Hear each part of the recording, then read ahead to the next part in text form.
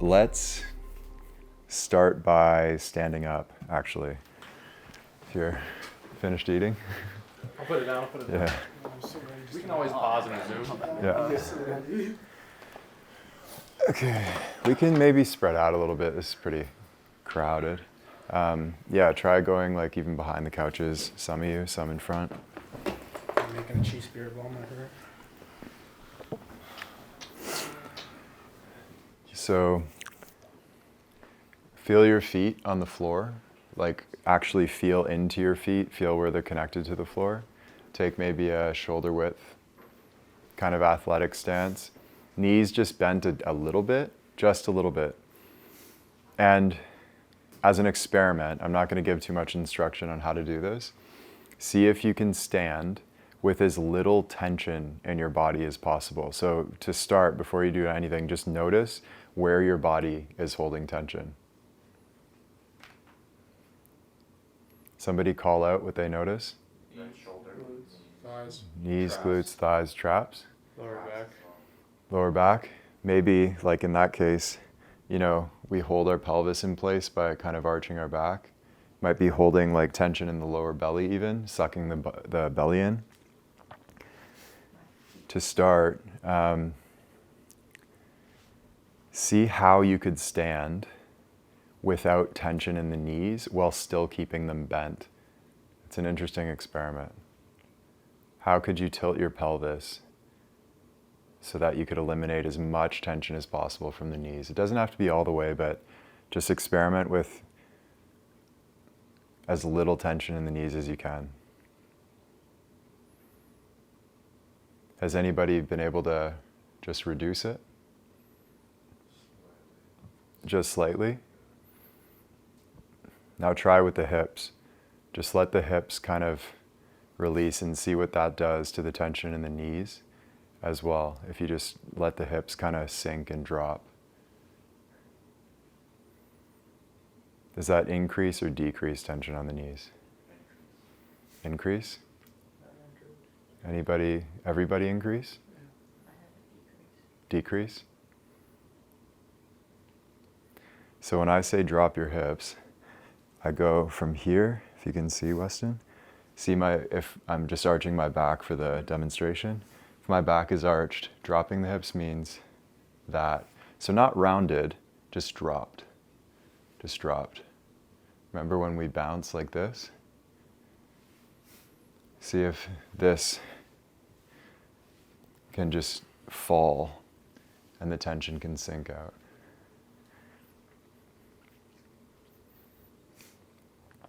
Does that increase or decrease tension on the knees? Decrease. Decrease? So take note of if you've lost track of the feeling of your feet on the ground, just feel your feet on the floor, like root into the ground a little bit more.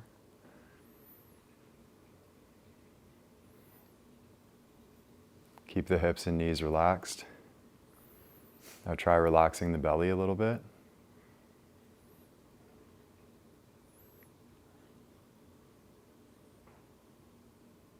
Does anybody have tension right here in the diaphragm? Yeah? No? Kind of like around there. Mm-hmm. My shoulders still. Yeah. This one. Maybe just injury stuff. Yeah. Now, notice your hands, just like put your awareness in your hands.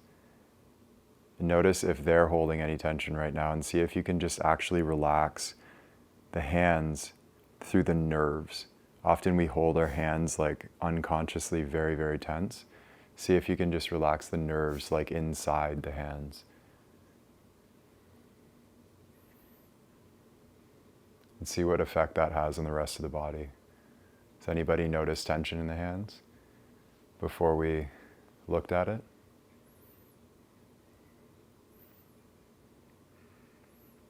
Yes, tension, no tension? It's more of like for me, it's more like an energy is prominent there, Mm-hmm. like moving. Now shoulders. If there's any tension in the shoulders, let that go.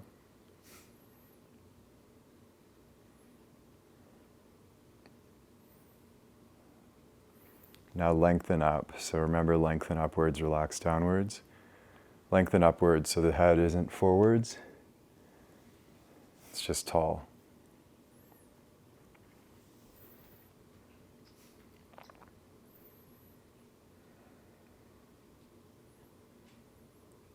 Relax any tension in the face as well, jaw. And the idea to play with is that see if you can stand with nothing compressed in your body. Just notice if anything feels compressed at all. See if you can stand in a way that just opens that compression up. And of course, it's almost impossible to do right away, but just note what's compressed.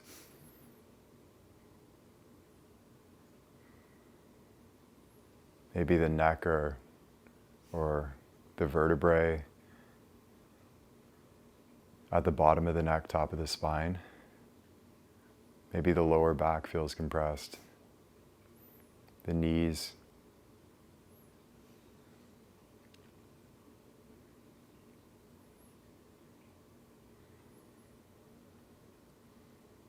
Okay, so we're going to go into just a really slight bounce.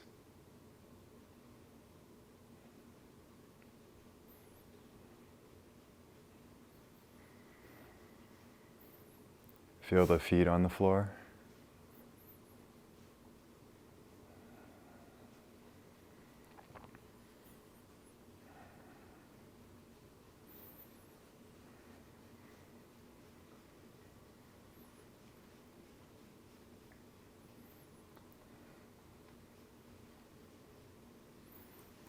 And just like we did yesterday, try to soften the inside of the body, especially inside the chest and rib cage.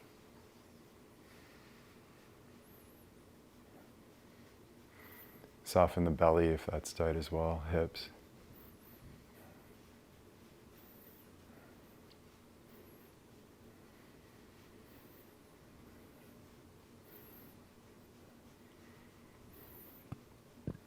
And you can dictate like how intensely you bounce. You can play with more intensity or less.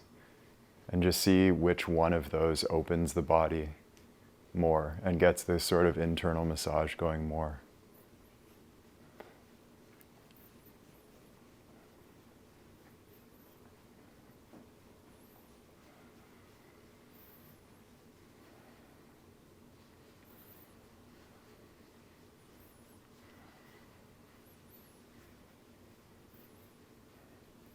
So come back to the feet.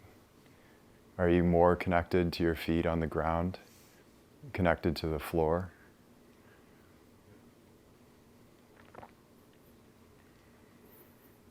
So stop and just take note of where any tightness in the body is when you're standing, where most of the tightness is.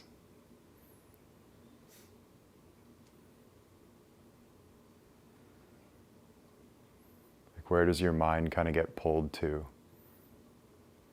If there's an area that's closed down or tight or kind of, maybe if it's even painful, where does your mind get pulled to?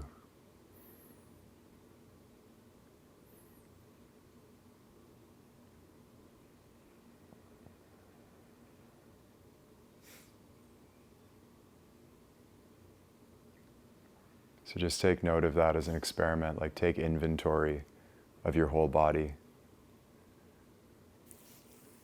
And just see what you find.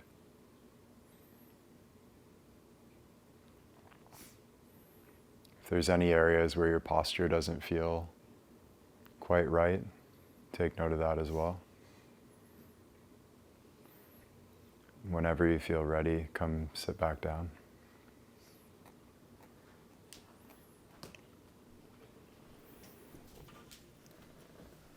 So what did you find, Weston?